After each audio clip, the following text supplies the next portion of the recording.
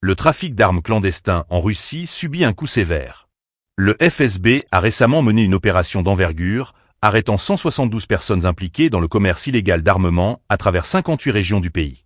Ce coup de filet a conduit à la fermeture de 62 ateliers souterrains, où des armes civiles étaient restaurées et modernisées pour devenir des outils de guerre. Cette opération a permis de confisquer 404 unités d'armes à feu, incluant mitrailleuses, armes automatiques et pistolets.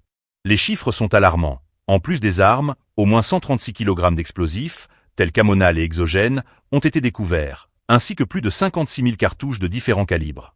Ces révélations soulignent l'ampleur du réseau clandestin qui opérait dans l'ombre, menaçant la sécurité publique.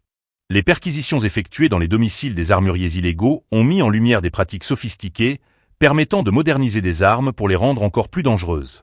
La capacité de ces ateliers à produire des armements à grande échelle souligne les défis auxquels les autorités russes doivent faire face dans leur lutte contre la criminalité organisée. Le FSB, en intensifiant ses efforts, cherche à endiguer ce fléau qui affecte non seulement la sécurité nationale, mais aussi la stabilité sociale.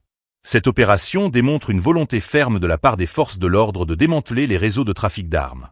En traquant les filières illégales, le FSB s'engage à protéger les citoyens face à une menace grandissante. L'impact de ces arrestations pourrait être significatif. En perturbant ces circuits de distribution, les autorités espèrent réduire la disponibilité d'armes sur le marché noir, ce qui pourrait également influer sur la criminalité violente dans le pays. Les experts estiment que ces actions, bien qu'efficaces, doivent être soutenues par des mesures préventives et éducatives pour sensibiliser la population aux dangers des armes illicites. La lutte contre le trafic d'armes en Russie est un combat de longue haleine. Les forces de l'ordre doivent rester vigilantes et adaptatives, car les réseaux criminels évoluent constamment pour échapper à la répression.